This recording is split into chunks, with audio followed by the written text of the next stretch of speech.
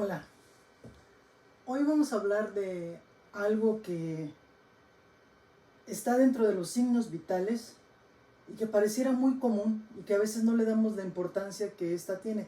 No solo a la temperatura, sino al resto de los signos vitales, que es el que me va... Los signos vitales nos hablan de qué está pasando con mi paciente, pero no siempre lo vemos de esa manera. Recordando básicamente lo que es la temperatura, la termorregulación es un proceso natural del cuerpo que consiste en la activación de mecanismos centrales y periféricos para mantener la homeostasis corporal y las funciones vitales constantes. Su importancia está relacionada con la estabilidad de los procesos cardiovasculares, respiratorios, renales, endocrinos, nerviosos y funcionamiento de los músculos. Además, presenta vías complejas que permiten un vínculo estrecho entre estímulo y respuesta de vías aferentes y eferentes. Esto es básicamente solo para recordar cómo el cerebro o el sistema nervioso central propiamente dicho es el que mantiene la temperatura. Si hace frío, hay una vasoconstricción que hace que el calor se conserve a nivel de la piel. Si hace calor, los capilares se dilatan cerca de la piel para perder calor al medio ambiente. La temperatura de la sangre se acerca al punto de ajuste hipotalámico y los mecanismos de pérdida y retención de calor se vuelven al estado basal. Obviamente, se provoca sudor o no, y también el comportamiento que tenemos nosotros hacia el medio ambiente, es decir, no nada más los seres humanos, sino todos los seres vivos, de arroparnos o no dependiendo el clima. Esto solo es un recordatorio porque tendremos que hablar de manera muchísimo más puntual de cómo funciona este mecanismo, el cual es complejo. Estamos ahí viendo un esquema en el cual aparentemente es fácil. Si lo vemos esquemáticamente hablando, sí, pero vemos cómo el sistema nervioso central es complejo y nos mantiene en una temperatura ideal. ¿Cuáles son las alteraciones de la termorregulación? La hipotermia, que se define como una disminución anormal de la temperatura corporal. La Organización Mundial de la Salud la define como una temperatura rectal inferior a 35.5 grados centígrados o una temperatura axilar inferior a 35 grados centígrados. ¿Qué pasa con qué signos y qué sintomatología voy a encontrar cuando alguien tiene hipotermia? Confusión, piel pálida y fría, somnolencia, temblor incontrolable, frecuencia cardíaca y respiratoria lenta, debilidad y pérdida de coordinación. ¿Sí? Alguien que está muy frío, que tiene hipotermia, difícilmente nos va a poder contestar y difícilmente va a poder obedecer a una orden. La otra es hipertermia. Este es un trastorno de la regulación de la temperatura corporal que se caracteriza por una elevación de la temperatura central superior a 38.3 grados centígrados. Independientemente de los factores etiológicos, se produce un aumento de la temperatura corporal que sobrepasa la capacidad de los mecanismos de termorregulación del organismo. Importante, de los mecanismos de termorregulación del organismo. ¿Por qué es importante subrayar esa parte? Porque esos son los que están alterados en este momento, ¿sí? Y vamos a ver un ejemplo. El ejemplo es el golpe de calor. Es importante distinguir esta parte. ¿Qué sintomatología tiene el golpe de calor? En niñas, niños y adultos. Debilidad, dolor de cabeza, taquicardia, aumento de la temperatura corporal mayor a 39 grados centígrados, problemas para respirar, mareos, náuseas y vómito. En casos severos puede haber piel roja caliente y seca, pero no sudorosa. pulso acelerado y fuerte, confusión o pérdida de conocimiento, contracción involuntaria de los músculos. Importante distinguir, el estado mental de la persona es la diferencia entre golpe de calor y agotamiento por calor, es decir, la exposición al medio ambiente a altas temperaturas. ¿Qué pasa en estos casos? Que el organismo perdió la capacidad de termorregularse por un golpe de calor. Ahora bien, ¿qué es fiebre? Esta constituye el trastorno más importante del equilibrio térmico y se presenta debido a una modificación funcional del centro termorregulador ubicado en el hipotálamo. La hipertermia febril se atribuye casi siempre a una respuesta inflamatoria mediada por linfocitos frente a la invasión del organismo por parte de microorganismos con potencial patogénico. Entonces ahora comprendemos, no es lo mismo hipertermia, o tendremos que ponerle el siguiente apellido, hipertermia, ¿sí? Fiebre o fiebre, que la tendremos que distinguir de esa manera, ¿sí?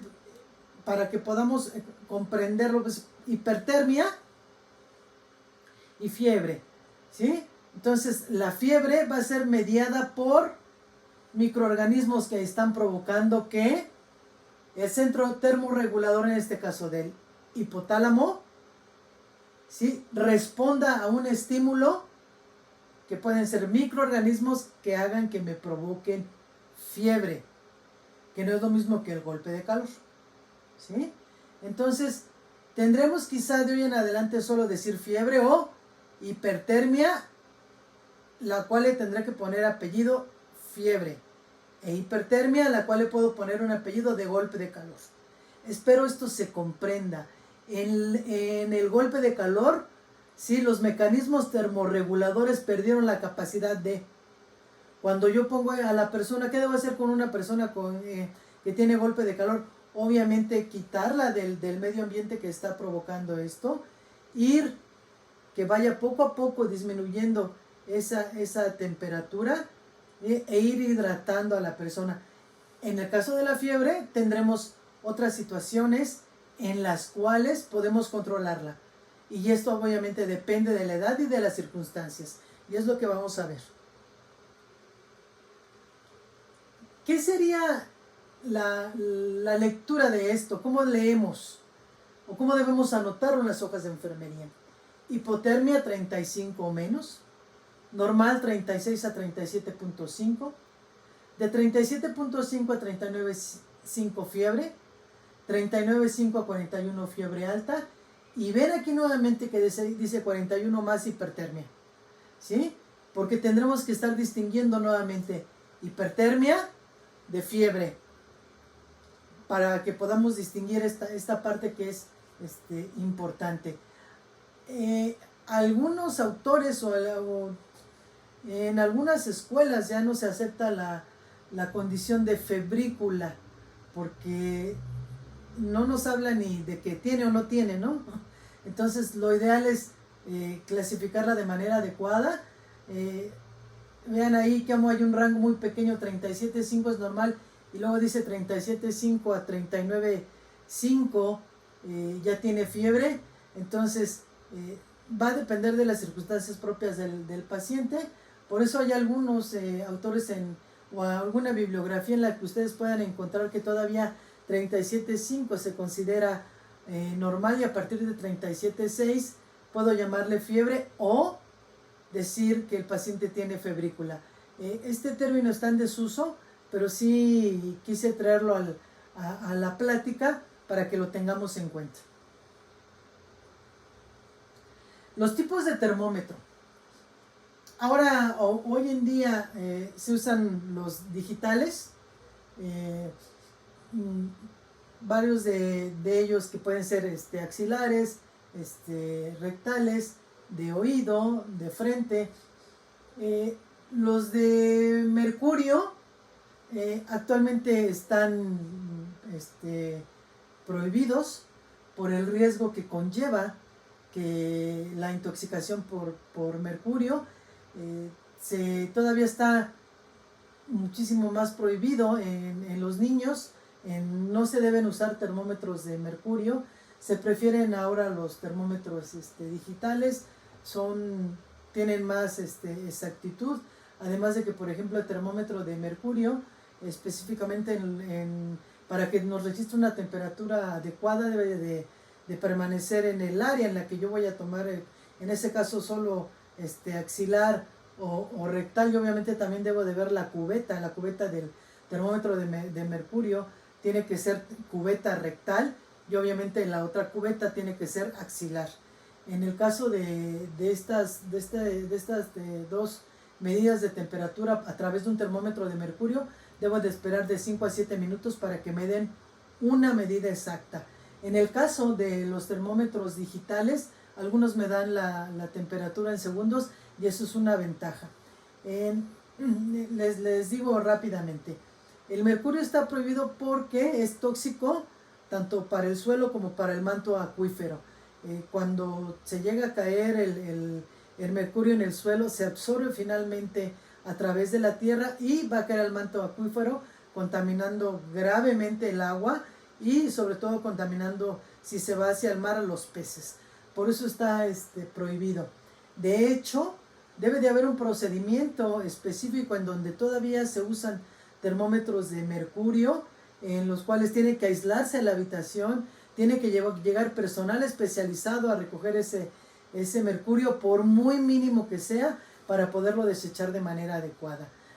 Anteriormente, cuando solo teníamos termómetros de mercurio, se rompían y bueno, juntábamos el mercurio ya sea en un cono o en las manos, o lo traíamos jugando sin saber que esto es muy tóxico. Entonces, también la OMS está proponiendo a nivel mundial que haya lo que se llama hospital libre de mercurio. Desafortunadamente en nuestro país esto todavía no se logra. Lectura y registro. El registro en la hoja de enfermería en la cual debe notarse a la hora precisa y, de ser posible, aclarar el sitio en el cual se está tomando la lectura: en la frente, en la axila, en el oído, en el recto. Importante. En el caso del oído, en los neonatos no se recomienda tomar la temperatura en el oído, ya que los termómetros ópticos para el conducto auditivo de los neonatos y de los bebés es muy grande.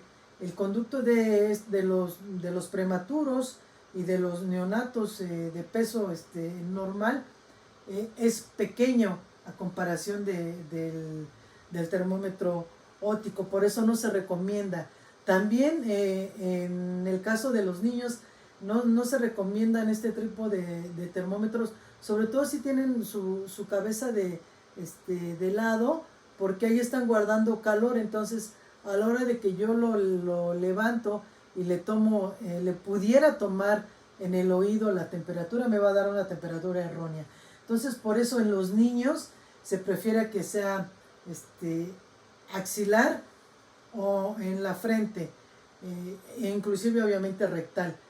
El oído en los neonatos está descartado. Si vemos esta tabla, veremos que hay una variación mínima, pero la hay en cada uno. Por ejemplo, en la axilar, vemos que el valor normal es de 36.5 y podemos encontrar hasta 36.8.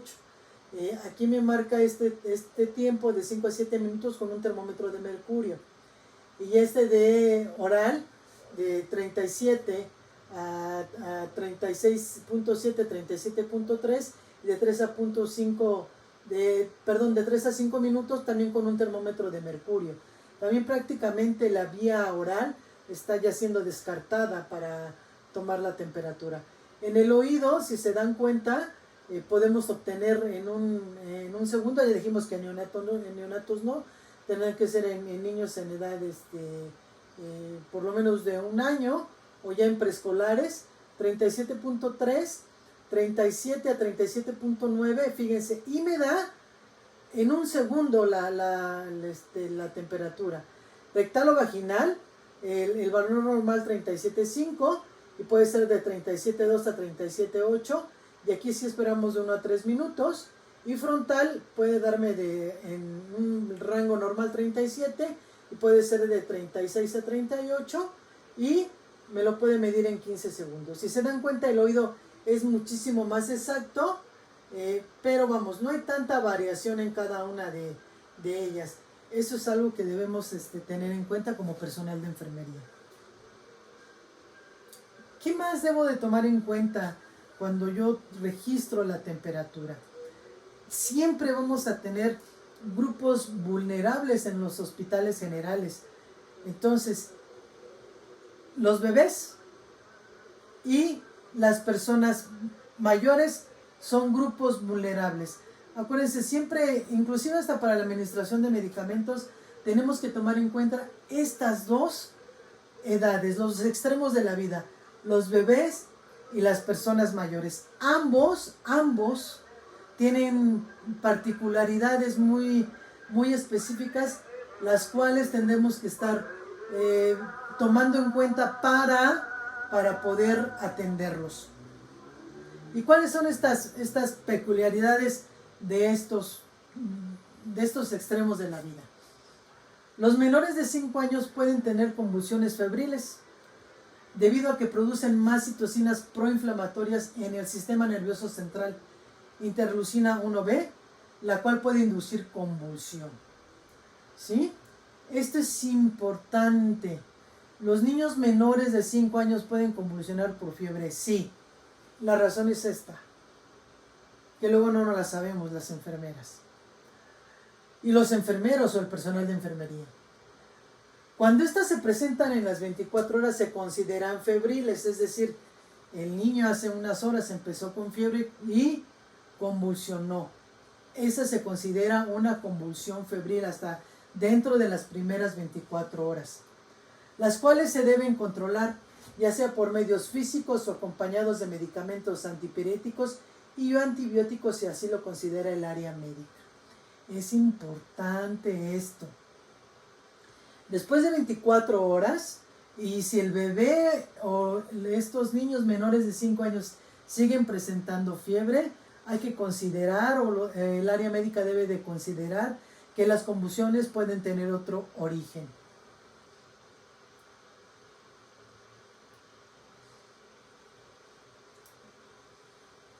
Antes de que pasemos a esta en adultos, en los niños, es importante que se controle la temperatura por medios físicos, sí, también de manera gradual. No es conveniente en los niños bajarles la temperatura de golpe. El agua tiene que estar tibia. La ventaja en los niños es que podemos, y en los adultos también podemos bañarlos, pero obviamente más fácilmente podemos bañar a los niños. Los niños hay que bañarlos con agua tibia a manera de que la temperatura vaya disminuyendo poco a poco, ¿sí? En el caso de ponerles algún medicamento, de ministrarles algún medicamento, pues se les puede dar paracetamol. También ahora ya están, o hay controversia en cuanto a los supositorios rectales para los niños para control de la temperatura. Ahora se prefieren otro tipo de medicamentos, pero me parece que al paracetamol, al igual que la aspirina o que el ácido acetil salicílico, va a faltar mucho tiempo para que les quiten su lugar como medicamentos de primera elección. En este caso, en el caso de los niños puede ser el paracetamol o lo que indique el médico pediatra. Las enfermeras o el personal de enfermería, ¿qué debe de hacer? Controlar la temperatura por medios físicos con agua tibia y controlar las convulsiones si es que así se presentan. Recuerden que el diazepam en este caso se puede poner de manera rectal a través de una sonda o una jeringa de insulina, en la cual podemos ministrarlo para mitigar la convulsión si es que así se presentara. Y estar, obviamente, en el caso de los niños, por lo menos cada media hora estar verificando que no vuelva a tener fiebre, y si así se presentase, estar controlándola por los medios físicos o por los medicamentos, recordando que se debe de esperar 24 horas por lo menos para que en los niños ya no presenten fiebre. Entonces, les digo, pareciera que a veces no le tomamos mucha importancia a los signos vitales, pero quizás es algo de lo más importante que hace el grupo de enfermería. En el caso de los adultos, en este grupo también se puede y se debe controlar la fiebre. Acuérdense que la fiebre también, ya lo vimos, da taquicardia, la persona puede tener también polipnea. Entonces, por medios físicos sí, por medios químicos, es decir, por medicamentos, los cuales pueden ser también obviamente intravenosos, vía oral, y podemos también tener una infusión de medicamentos antipiréticos. Ahora también se usa una sábana helada, así que están hechas específicamente para el control de fiebre. La ventaja es que obviamente no está propiamente húmeda, y a diferencia de los medios físicos en el adulto, que a veces lo que hago es sumergir algunas compresas o sábanas en agua fría, lo que provoca obviamente humedad y lo que también puede provocar lesiones en la piel.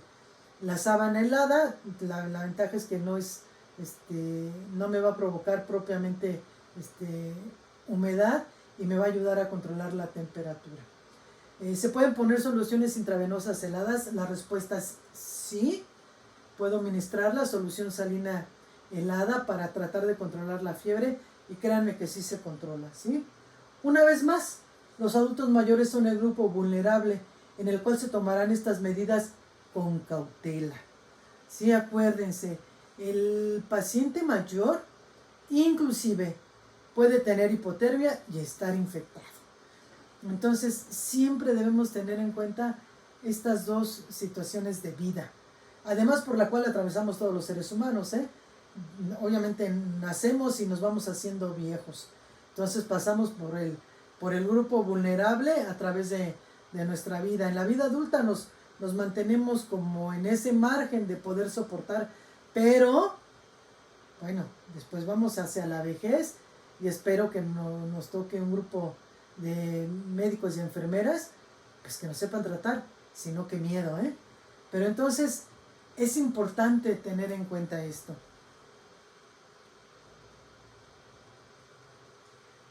Esta es la bibliografía, si ustedes gustan consultarla. Y no me queda más que darles las gracias a la licenciada Yasmín Parada, que me invitó cordialmente a dar esta plática, que siempre que haya enseñanza, como quiera que ésta sea, ya sea presencial, ya sea a distancia, es importante otorgarla. Siempre será un placer, y pareciera que no, pero los signos vitales es lo más importante, es lo que me habla de cómo está un paciente, y la temperatura, vean que a veces lo olvidamos un poco, lo importante que es. Muchas gracias.